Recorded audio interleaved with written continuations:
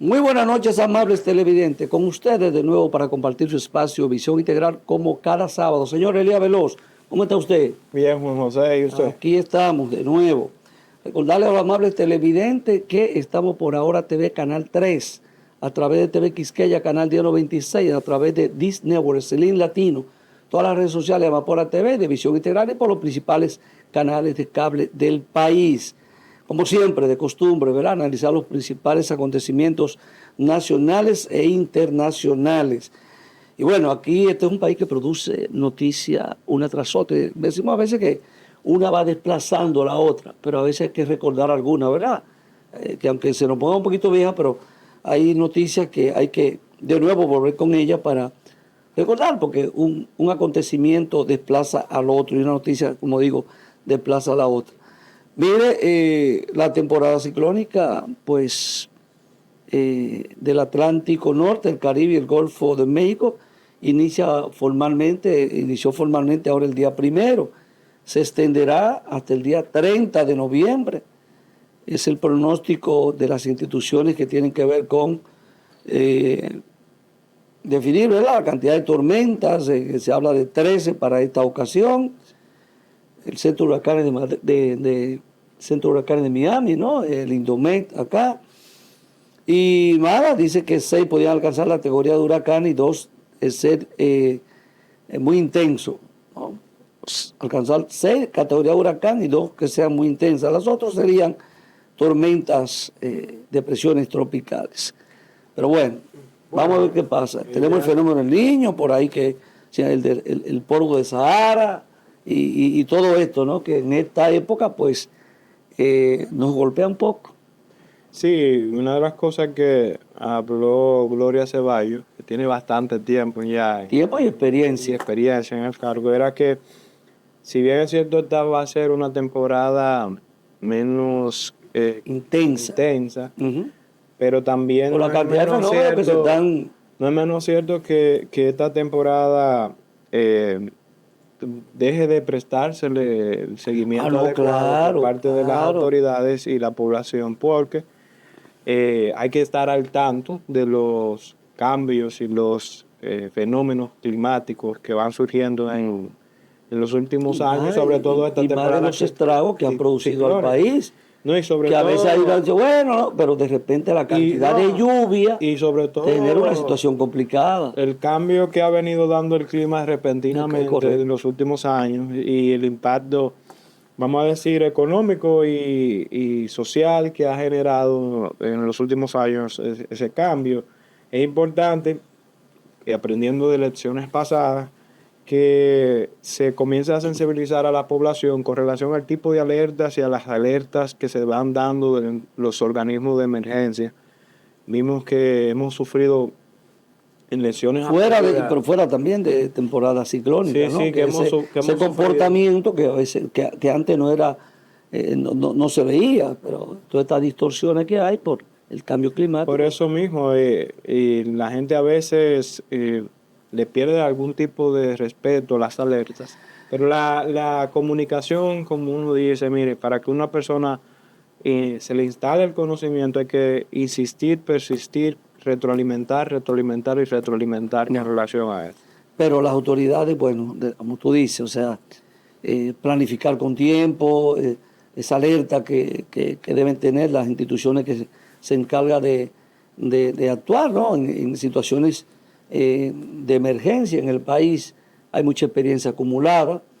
Con estos fenómenos no se sabe nunca, ¿no? Porque este es otro tema. Esto llega de repente, se puede ir alertando, pero de repente tú no sabes.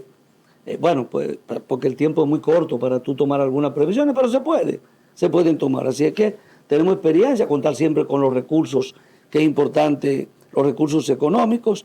Y nada, las poblaciones más vulnerables, pues siempre a resguardar, porque lo que no se quiere es pérdida de vida. Ojalá que no tengamos una temporada tan intensa y que no hayan huracanes que puedan causarnos mayores estragos.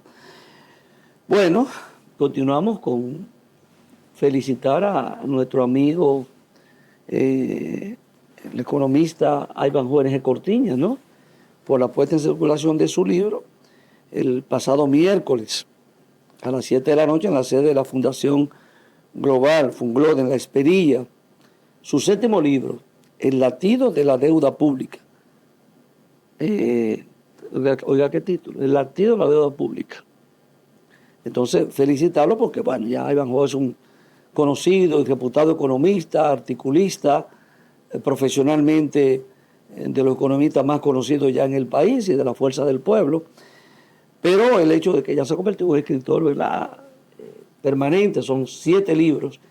Y bueno, siempre con el éxito, la compañía de las personas que le aprecian, que le han acompañado, y esperamos que como en otras ocasiones, pues este libro tenga también ventas de récord, como ha ocurrido en otras ocasiones con los diferentes libros que él ha ido publicando. Bueno, hay que destacar que es un libro técnico, claro, el análisis de contexto económico en relación a los aspectos de la deuda pública y cómo se maneja el margen presupuestario disponible que nos impacta esa deuda pública año tras año, y la preocupación, como dice el título, del latido de la deuda, porque si bien es cierto, hemos tenido ciertos indicadores macroeconómicos que nos han favorecido como nación, pero los últimos reportes con relación a la deuda pública andan sobre 63%. Llama a preocupación. 63%, y lo que dice Ivanhoe, porque el prólogo es inclusive por un gran economista también acompañado con Juan Ariel Jiménez, hablan que el término del uso de esos recursos pues se ha invertido en los últimos años, sobre todo en este periodo, en gasto corriente, y que ese gasto corriente, los intereses. Ese gasto corriente no genera capital, no genera riquezas. Entonces, es interesante. Nosotros hemos tenido varias veces a Ivanhoe aquí, así es, hablando sobre ese tema, y qué bueno que y darle la felicitación. La obra plantea que el verdadero problema de la deuda dominicana no radica en el tamaño del saldo acumulado, sino en el creciente flujo anual de pagos de intereses y amortizaciones. O sea, fíjate dónde es el llamado de atención, que reorganiza silenciosamente el presupuesto y reduce los márgenes de maniobra del Estado para la inversión en gasto de capital, porque tú estás invirtiendo en gasto corriente. Mediante esta metáfora, el autor sostiene que el país se acerca a un punto de inflexión económico por la coincidencia de elevadas obligaciones financieras, restricciones monetarias internacionales y el ciclo electoral del año 2028. O sea, la situación no anda muy bien. Ya cuando los intereses de la deuda pasa a ser un 30% de los ingresos, ya por encima del 4%, ¿no?, compitiendo con inversión en el sector educativo. Entonces ya esos intereses tan altos, solo los intereses, llama preocupación. Creo que es un 25%, creo que dije 30%, creo que un 25%, y eso es mucho. No hay maniobra para tú generar riqueza en el país por esos intereses, ya que tienen prácticamente le permiten poca maniobra a los gobiernos a inversión en gasto de capital.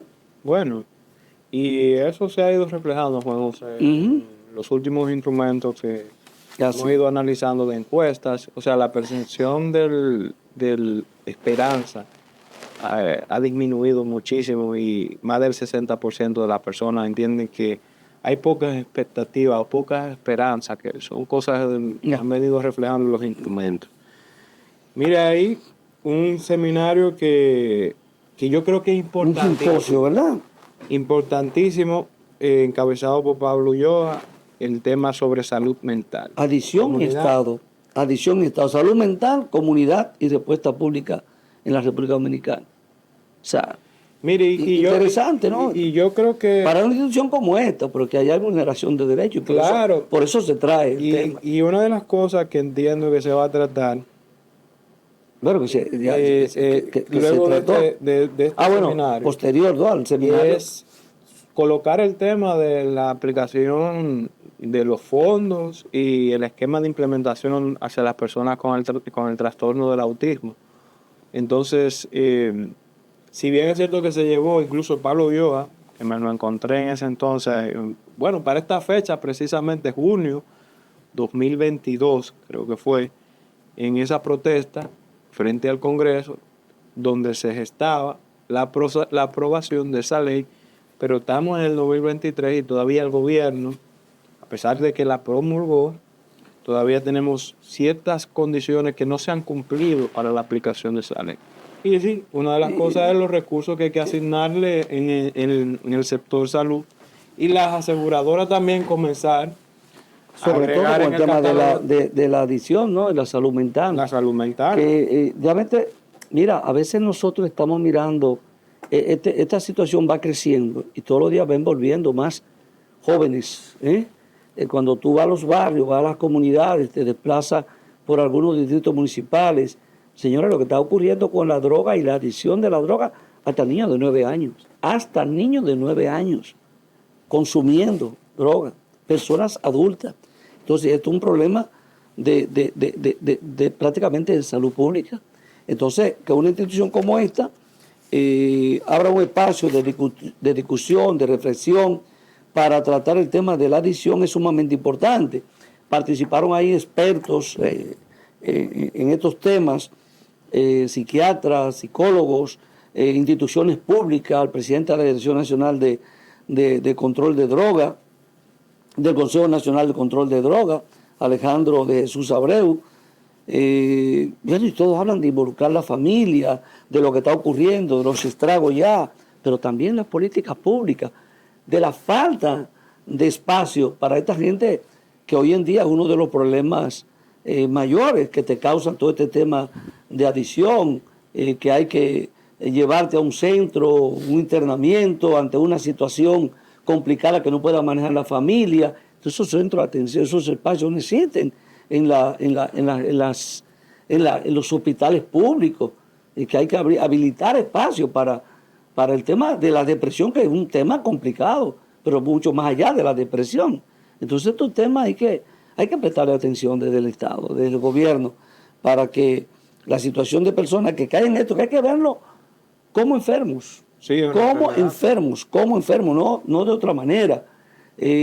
A veces aquí lo que se combate es el microtráfico, la vaina, y perdón por la expresión, ir a los barrios, apresar unos cuantos muchachos. O sea, hay que ver esto ya como un problema de salud pública, y esto tiene que tener un tratamiento diferente al que le se ha dado en estos momentos. Pero eso pone el dedo en las llagas, y entonces ya es bueno ver cómo se pueden articular políticas, protocolos, para gente que se ha estado dedicando a tener centros de rehabilitación sin ningún protocolo, y posiblemente sin aprobación de las autoridades sanitarias del país. Y eso es preocupante. Ahí está la iniciativa y la propuesta que surgieron de ese evento. Hacemos nuestra pausa y le dejamos con la doctora Sabe Cruz.